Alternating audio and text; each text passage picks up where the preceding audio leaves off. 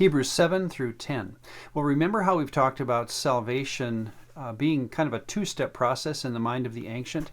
Think of a David in the Old Testament. He could have loyalty to Yahweh, and that was his means of righteousness. But let's say he was tending his sheep, and one of them died, and he had to touch a carcass. Well, now he became unclean. That didn't stop him from being righteous, but it did preclude him from going to the tabernacle.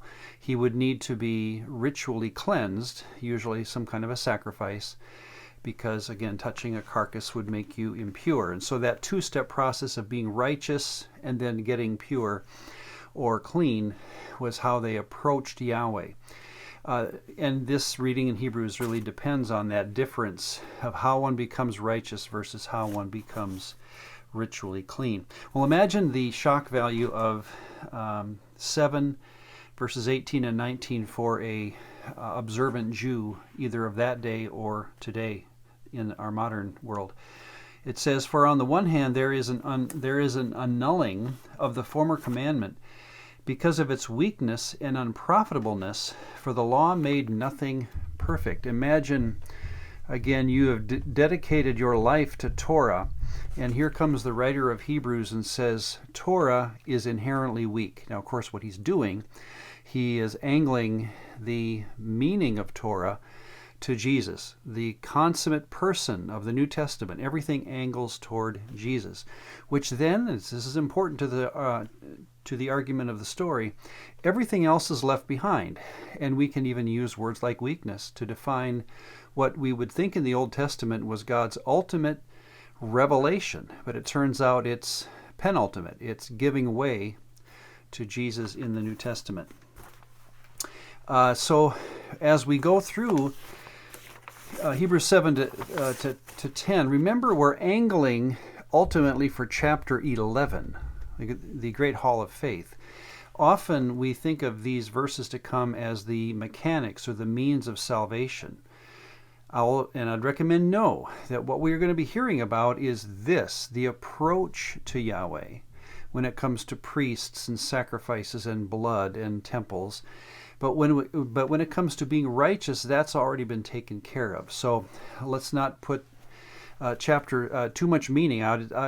I'd even say it this way: let's not put too much meaning on chapters 7 through 10. When the author tells you going in, this is a weakness of the entire system compared to being righteous by mere loyalty to Yahweh and Jesus.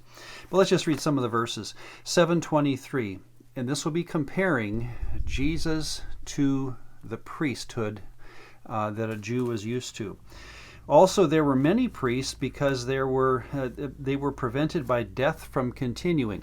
So what are the benefits of Jesus' priesthood compared to the priesthood on the ground, as it were, or in the physical sense? Well, one, they died. And of course, Jesus does not die. 7:26, Jesus was holy, harmless, undefiled, separate from sinners. So another benefit is this person, when he sacrificed for me, he also sacrificed, as it were, for himself, because he was a sinner as well. But of course, not so with Jesus. And by the way, 8:4 kind of makes a clarifying statement. If Jesus were still on the earth, he would not be a priest, since there are priests who offer the gifts. Interesting obvious point that if Jesus were down here, and when he was here, he wasn't a priest because it was not his lineage. I would even recommend that argues for the non-necessity of priests. This is a cultural element. Many of the parts of Torah, and this is what made it weak, included cultural issues like divorce, slave laws, things like that were not there because God wanted them there, but because God was dealing with a culture that was used to a way of life, and it included in this story here, of course, the idea of a priest. The ancients knew well what a priest was. 8:6, but Jesus is a mediator of a better covenant, established on better promises.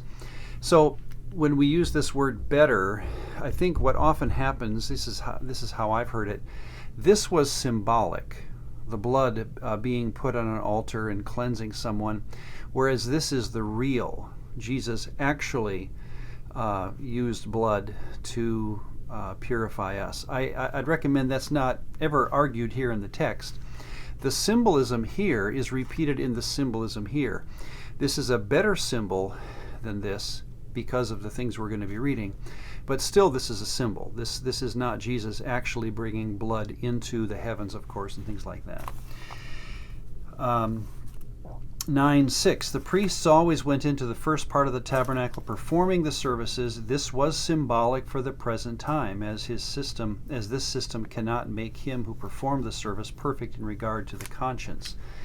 So there it even says this was a symbol, and it did not help a person become inwardly more moral, as the text says. I'd recommend the difference here is that the comparison of what Jesus does as a priest actually does help us in some sense change our inner thoughts, and that's at least how the text argues. 9:21, Moses sprinkled with blood both the tabernacle and all the vessels of the ministry, as according to the law. And according to the law, almost all things are purified with blood. Now there were some water purifications, of course, but most things were purified by blood. And then notice the next sentence, often misunderstood, and without shedding of blood there is no remission. I take that as a descriptive element about what was going on, not a prescriptive element in the sense that God wanted it that way. Again, think of slavery law and divorce law. But this is simply a descriptive way of saying almost all things were purged by blood. So it's not exceptional or without symbolism that when Jesus dies on the cross, there's going to be this connection between what Jesus does and what a priest does. 9:24, for Christ has not entered the holy places made with hands, but is in heaven itself. Again, a difference that makes Jesus' priesthood better is that he's up here being able to be a priest for everyone down below, or I guess the illustration would be that this priest was more of a one-on-one, or at least one person at a time. 10:4, this is a clarification that the writer makes. It is not possible that the blood of bulls and goats could take away sins. And I think this is just a common sense moment in the writer's thought. This is symbolic, and he's saying, you know what, when you think about it, what in the world does blood being put on an altar have to do with my heart, my relationship to Yahweh? So I think he's seeing in 10:4 the very clear difference between being right with God and being purified by blood. So 10:10, what are we to do with this story? We have been sanctified through the offering of the body of Jesus Christ once for all.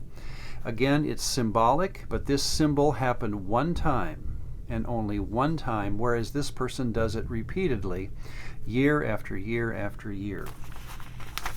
So it's like he's saying, let's get on with the Christian life, because it is done. It's over. This cleansing of the person has been done. And again, this is said in 10:14.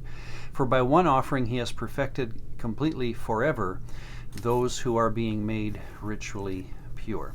So I think this just solves, if I was listening to this book as a Gentile or even as a Jew living far away from the temple at that time, I would realize that I don't have to think in terms of temple service at all, whether it's priests or sacrifices or whatever. Jesus has completed it, and now, of course, the emphasis will be on chapter 11. This is the faith chapter, and I think what's important to catch, in fact, and this is in 10:19. Therefore, brethren, having boldness to enter the holiest by the blood of Jesus. There's that entering again, not salvation, but entering. Since we have boldness to enter Yahweh's presence because of what Jesus has done, let us have or draw near in full assurance of faith. And it invites us into this great chapter of faith. Here's the problem. You could go through this practice, and if you didn't have faith, you would not be able, you would be unrighteous. So the content of 7 through 10, though important, was culturally important, whereas the content of chapter 11 is not culturally important. It is absolutely important for the salvation of the soul.